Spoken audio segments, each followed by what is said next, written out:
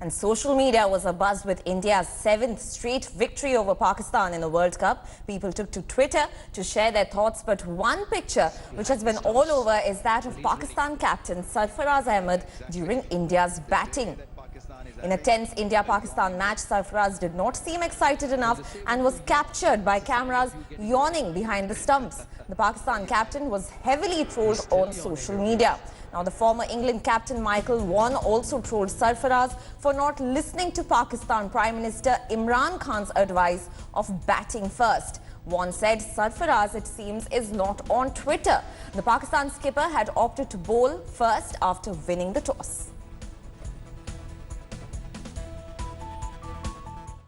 Thanks for watching the video.